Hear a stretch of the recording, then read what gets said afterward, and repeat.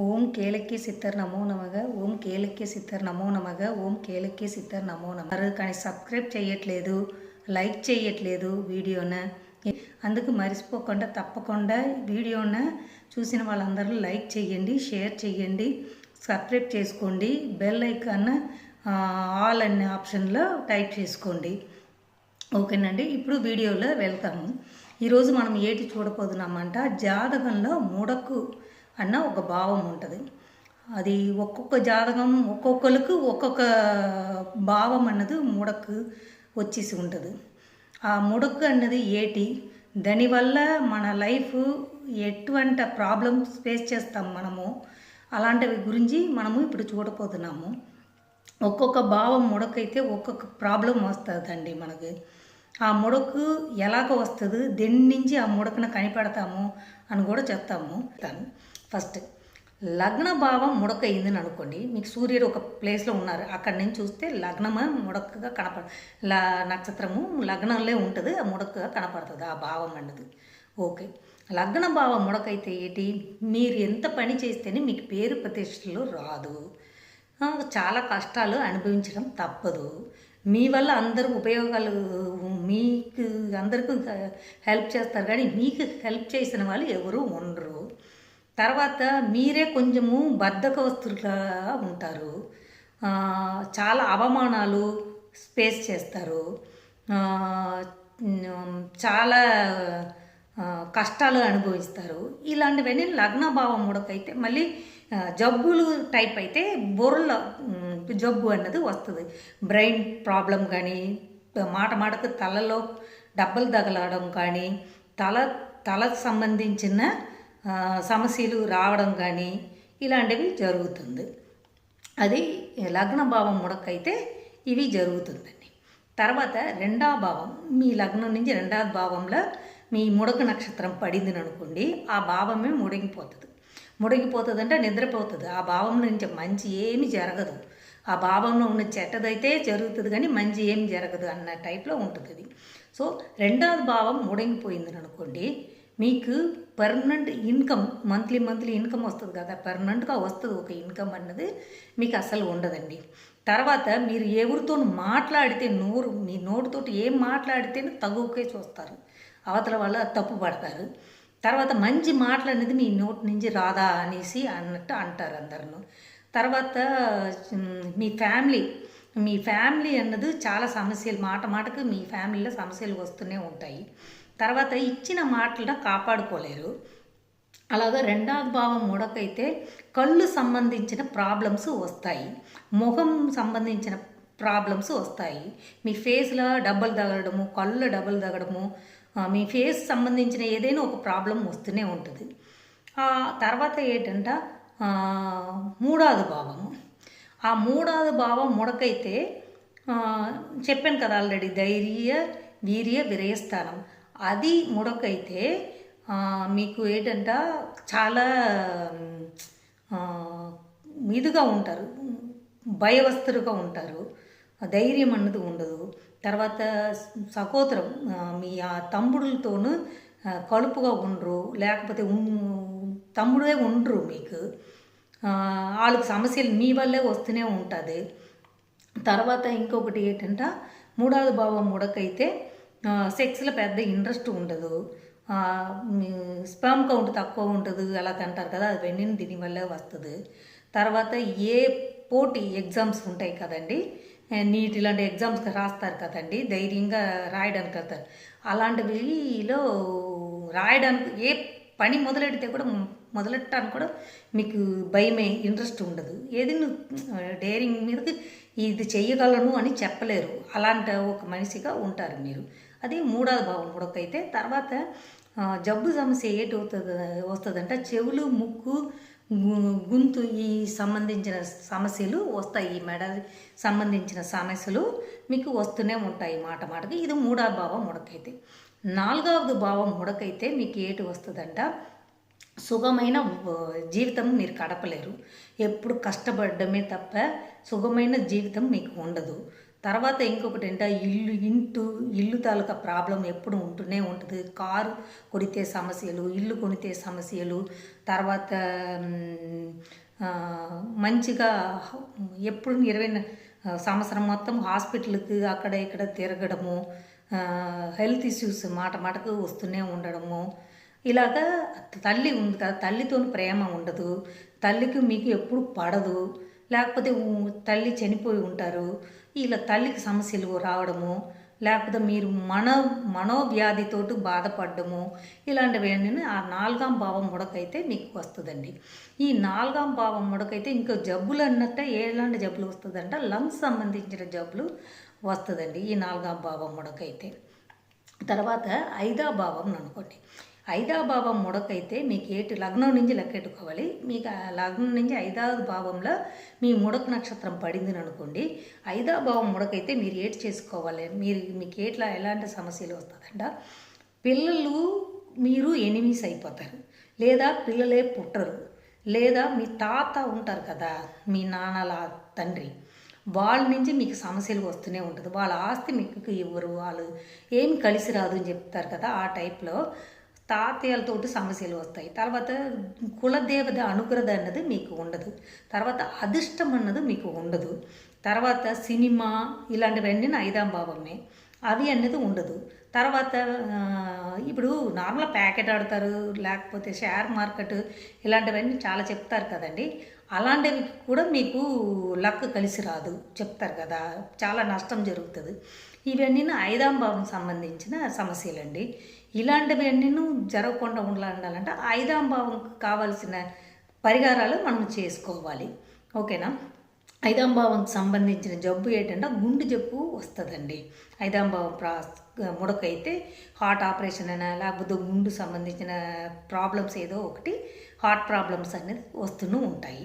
తర్వాత 6వ భావం ముడకైతే మీకు 6వ భావం ముడకైతే సమస్యలు వస్తుందంట, మీకు పర్మనెంట్ జాబ్ అన్నది ఉండదండి. మీకు ఫస్ట్ జాబ్లో ప్రాబ్లం వస్తాయి, జాబ్ అన్నది ఉండదు. తర్వాత ఇంకొకటి ఏంటంటే కడుపు సంబంధించిన ప్రాబ్లమ్స్ వస్తుంది. మేనమామతోటి మంచి కడుపుగా ఉండలేరు, మేనమామ నుంచి మీకు సమస్యలు వస్తూనే ఉంటాయి, అతనుకు మీకు మంచి అండర్స్టాండింగ్స్ ఉండదు. తర్వాత ఇంకొకటి ఏంటంటే కడుపు సంబంధించిన అదే లివరు, తర్వాత డైజెషన్ పార్ట్స్ ఉంటాయి కదండి, అది నుంచి మీకు సమస్యలు వస్తూనే ఉంటాయండి. అది ఎప్పుడు తీరదు. అది క్లియర్ అవ్వాలంట మీరు అదికి సంబంధించిన ముడకు కోవిలికి వెళ్ళడం కానీ, లేకపోతే ముడకు పరిహారం ఇంకొకటి తాంత్రిక పరిహారం చేసుకోవడం కానీ చేసుకుంటే ఆ సమస్యలు కొంచెం క్లియర్ అవుతుందండి. ఇది తర్వాత మీకు 7వ భావం ముడక అవుతుంది అని అనుకోండి. లగ్నం నుంచి చూస్తే 7వ భావంలో పడింది మీకు ముడక నక్షత్రం. సో 7వ భావంలో పడితే మీరు చేసుకోవాలి.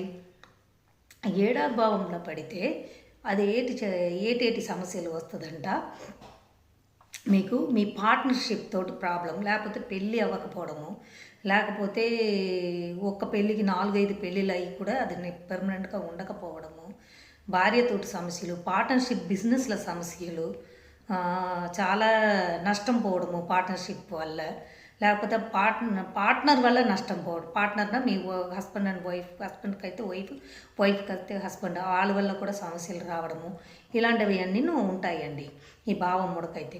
అలాంటప్పుడు మీరు చేసుకోవాలంట, సరే అది తర్వాత చెప్తాను. ఆ తర్వాత ఇంకొకటి ఏంటంటే కిడ్నీ సంబంధించిన ప్రాబ్లమ్స్ వస్తుంది. ఈ 7వ భావం ముడకైతే కిడ్నీ సంబంధించిన ప్రాబ్లమ్స్, యూట్రస్ సంబంధించిన ప్రాబ్లమ్స్ వస్తాయండి. తర్వాత 8వ భావం, 8వ భావం అన్నది ముడకైందని అనుకోండి. 8వ భావం మీకు చాలా మీ ఆయుస్కి అదే 8వ భావమే చెప్తారు. సో అది ముడకమైతే మీ ఆయుస్కి భంగం వస్తుంది. తర్వాత మీకు అవమానాలు జరుగుతుంది. తర్వాత చెప్తారు కదా, సడన్గా ఒక అమౌంట్ చేతికి రావడము, సడన్గా మనకే తెలియకుండా ఇది వస్తుందా తెలియకుండా ఇన్సూరెన్స్ అమౌంట్ ఇలాంటివి చాలా ఉంటాయి కదండి. అలాంటి చిన్న చిన్న అమౌంట్స్ మాటకు రావడము, మనది కాదని అమౌంట్ మనకు రావడము, అలాంటివి అన్నీ వస్తుంది. అలాంటివి ఏంటంటే ఇది ముడకైతే ఇలాంటివి రాదు. తర్వాత 8వ భావం అన్నది మీ ఆయుస్కి సంబంధించిన భావము. తర్వాత 8వ భావం అన్నది మీ వైఫ్ తాలూకా ఫ్యామిలీ, వాళ్ళతో మీకు మంచి అండర్స్టాండింగ్ ఉండకపోవడము, వాళ్ళ నుంచి వాళ్ళకు మీకు సమస్యలు మాట మాటకు వస్తూనే ఉండడము, ఇలాంటివి జరుగుతాయండి. ఈ 8వ భావం ముడకైతే తర్వాత మీకు ఇంకొక సమస్యలు ఏంటంటే బాడీకి సంబంధించిన జబ్బులు హెల్త్ ఇష్యూస్ వస్తుందంట. పైల్స్ సంబంధించిన ప్రాబ్లమ్స్, లేకపోతే చెప్పుకోలేని ప్రాబ్లమ్స్ ఉంటాయి కదండి, అలాంటివి అన్నీ వస్తాయి. తర్వాత 9వ భావం ముడకవుతుందని అనుకోండి. మీరు లగ్నం నుంచి 9వ భావం ముడకైతే మీ నాన్నతో మీకు మంచి ఫ్రెండ్షిప్ ఉండదండి. మీ నాన్న లేకపోతే మా నాన్న చనిపోవడం కానీ, లేకపోతే 9వ భావం ముడకైతే నాన్నకు మీకు సమస్యలు, లేకపోతే నాన్నతోటి మీకు మంచి అనుబంధాలు లేకపోవడము, ఇలాంటివి ఉంటుందండి. తర్వాత ఆ 9వ భావంకు దైవ అనుకృత అన్నది కూడా ఉండదు. గురు పెద్ద పెద్ద గురువులతోటి మీకు సమస్యలు వస్తాయి. వాళ్ళతో మంచి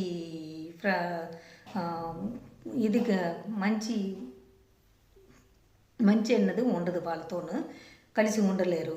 తర్వాత హయ్యర్ స్టడీస్ అన్నది మధ్యలో ఆగిపోతుంది. హయ్యర్ స్టడీస్ అవ్వదు. హయ్యర్ స్టడీస్ అంటే పీజీ తర్వాత చెప్తారు కదండి, అవి అన్నది మీకు ప్రాబ్లం వస్తుంది. ఇది చెప్పడం మర్చిపోయాను. 2వ భావం అన్నది ముడకైతే ఫస్ట్ స్టాండర్డ్ నుంచి 10th లోన్కు చదువుతారు కదా, అదిలో మాట మాటకు అడ్డు వస్తూనే ఉంటుంది. ఇదే 4వ భావం ముడకైతే 10th క్లాస్ తర్వాత నుంచి డిగ్రీ దాకా ఉన్నది ఆ 4వ భావన మెన్షన్ చేస్తుంది.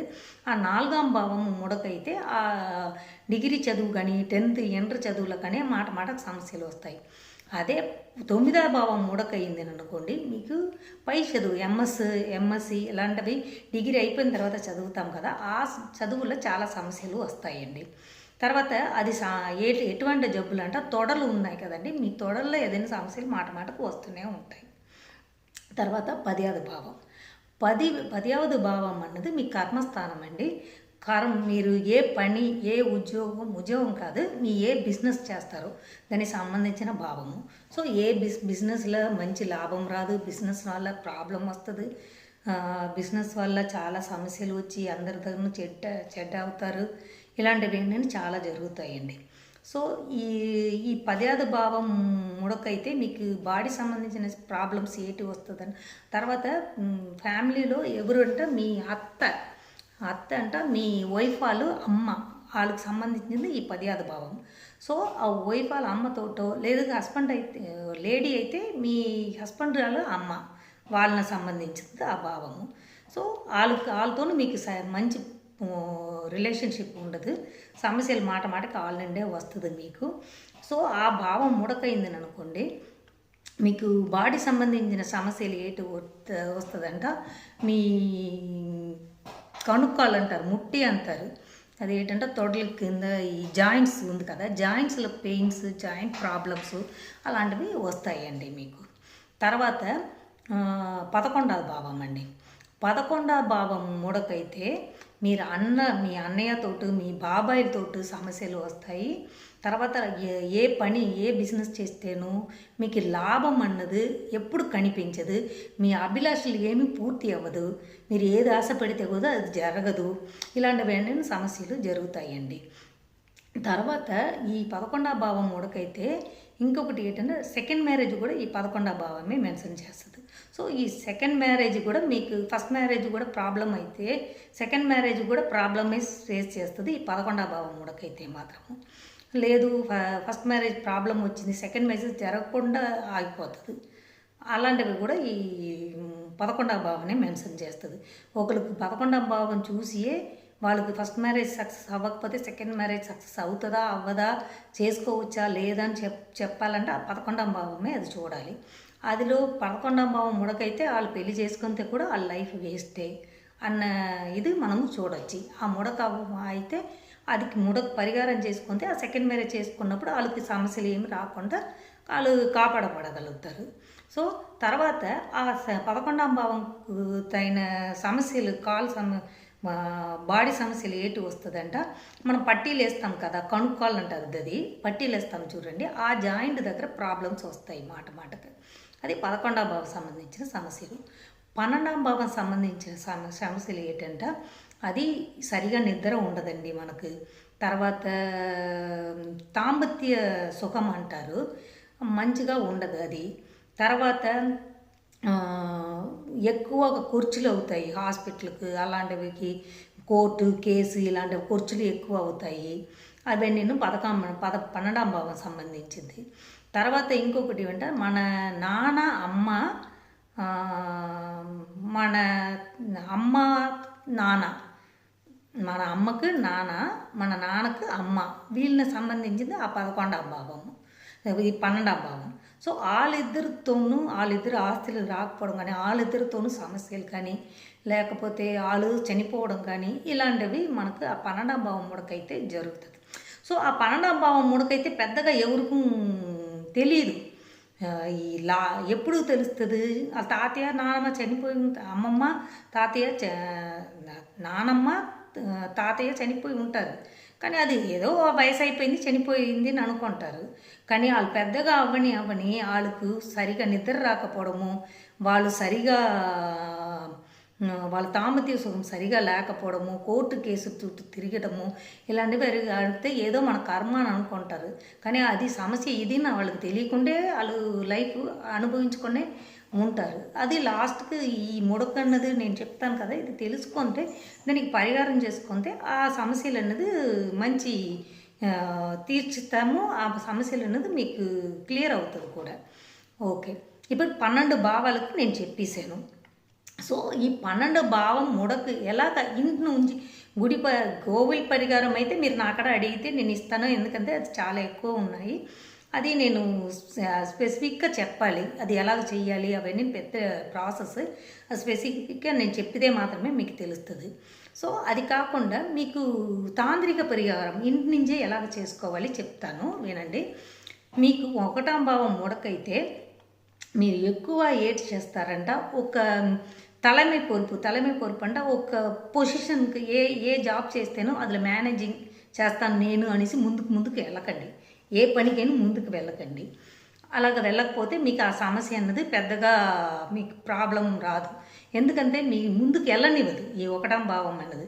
మీరు అది కోరింటి ముందుకు వెళ్ళాలి అనుకుని ప్రయత్నించి మీరు సక్సెస్ అవ్వకపోయింది, మీరు మనసు బాధపడ్డం, కానీ మీరే వెళ్ళడం ఆగిపోండి, మనకు ఇది రాదు అనుకుని ఆగిపోండి, సమస్యలు అన్నది మీకు రాదు. తర్వాత మాటకు తలకు గుండు చేసుకోండి, లేకపోతే హెయిర్ స్టైల్ మార్చుకొనే ఉండండి. లేడీస్ అయితే ఒకే హెయిర్ స్టైల్ ఉండకుండా ఒకసారి చిన్నదిగా కట్ చేసుకోవడం, ఒకసారి పెద్దగా కట్ చేసుకోవడం, ఒకసారి గుండు చేసుకోవడం, ఇలాగ డిఫరెంట్ హెయిర్ స్టైల్ మాటకు చేసుకునే ఉండండి. అది కూడా మీకు మంచి ఫలితాలను ఇస్తుంది, కొంచెము మీకు సమస్యలను ఇది చేస్తుంది. మీకు అది ముడక అనేది లైఫ్ లాంగ్ ఉంటుంది మనకు. సో గోవిల్కి వెళ్తే మాత్రమే మనకు అది ఏంటంటే సంవత్సరంకు ఒకసారి 2 సారి ఆ కోవిల్కి వెళ్తూ ఉంటే మనకు తర్వాత మిగిలిన ఏం చెయ్యక్కర్లే. ఇలా కోవిల్కి వెళ్ళకపోతే మాటకు ఇది చేంజ్ చేసుకునే ఉండాలి. నెలకు ఒకసారి, నెలకు 2 టైమ్స్, మనకు ఎన్ని రోజులు అవుతుందో అన్ని రోజులు మనం చేంజ్ చేసుకునే ఉండాలి. ఇప్పుడు లేడీస్కి 1వ భావం ముడకైతే గుండు చేసుకోలేవు కదా, సో హెయిర్ స్టైల్ మార్చుకోండి. మాటకు వేరే హెయిర్ స్టైల్ చేయండి, కొంచెం డిఫరెంట్గా మీ హెయిర్ని తలకు రంగు వేసుకోవడము అలాంటివి కూడా చేసుకోవచ్చు. మాటకు డిఫరెంట్గా కనపడాలి, తల జుత్తు అన్నది డిఫరెంట్గా ఉండాలి మీకు. జెంట్స్ కూడా సేమ్ అలాగే, గుండు చేయలేకపోతే ఇలాగ డిఫరెంట్ హెయిర్ స్టైల్ మార్చుకోండి, మాటకు సరిపోతుంది. ఇది పరిహారం అండి, తాంత్రిక పరిహారం. 2వ భావం ముడకైతే ఫ్యామిలీ నుంచి దూరంగా ఉండండి, ఫ్యామిలీతో ఎప్పుడు కలిసి ఉండకండి. ఎప్పుడో ఒకసారి 1 రోజు 2 రోజు వచ్చి 1 వారం రోజులు ఉండి వెళ్ళిపోవడం అలాగ ఉండండి, కానీ కంటిన్యూస్గా ఫ్యామిలీతో కలిసి ఉండకుండా ఉంటే ఈ సమస్యలన్నీ మీకు క్లియర్ అవుతుంది, కొంచెం సమస్యలన్నీ పెద్దగా అవ్వదు. తర్వాత 3వ భావం ముడకైతే మీరు ఏటి చెయ్యాలంట, మీ అన్నదమ్ములతో దూరంగా ఉండాలి. తర్వాత మ్యాక్సిమం ఈ 3వ భావం ముడకైతే అన్నదమ్ములతో దూరంగా ఉండాలి. అది చాలా జాగ్రత్తగా చూసుకోవాలి ఆ విషయము. తర్వాత 2 వీలర్ తీసుకోకుండా ఉండడము, కమ్యూనికేషన్ సంబంధించిన ప్రాబ్లం, డాక్యుమెంట్ సంబంధించిన ప్రాబ్లం మీకు వస్తుంది. కాబట్టి డాక్యుమెంట్ సంబంధించిన ప్రాబ్లం, కమ్యూనికేషన్ సంబంధించిన ప్రాబ్లం చాలా కేర్ఫుల్గా ఉండాలి. ఎవరితోనూ మాట్లాడినప్పుడును, ఎవరు మాటలు విన్నప్పుడును జాగ్రత్తగా ఉండాలి. ఒకరు చెప్పింది ఇంకొకరికి చెప్పకుండా ఉండడము, అలాంటి వీళ్ళు కేర్ఫుల్గా ఉంటే సరిపోతుందండి. మూఢాభావం ముడకైతే ఇది మీకు మళ్ళీ మాటకు మీరు చెవులు, ముక్కు ఇదికి ఒక 2 మాసాలకు ఒకసారి చెకప్ చేసుకుని దానికి హాస్పిటల్కి వెళ్ళి వస్తుంటే మీకు కొంచెం అలాంటి ప్రాబ్లమ్స్ ఉండకుండా ఉంటుంది. అలాగే రెండవ భావంకు ఇంకొకటి చెప్పడం మర్చిపోయాను. రెండవ భావం ముడకైన వాళ్ళు ప్రొఫైల్ పిక్చర్లో ఎప్పుడు వాళ్ళ ఫేస్నే పెట్టకూడదండి. రెండవ భావం ముడకైన వాళ్ళు ప్రొఫైల్ పిక్చర్ ఏదిలేనో వాళ్ళ ఫేస్నే పెట్టకూడదు.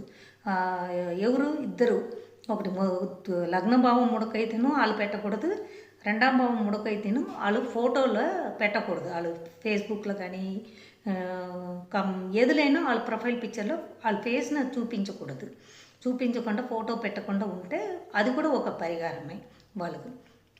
తర్వాత మూడవ భావం ముడకైతే బ్యాంక్ అకౌంట్ ఉంది కదా, బ్యాంక్ అకౌంట్ బుక్ మాటకు మార్చుకునే ఉండండి.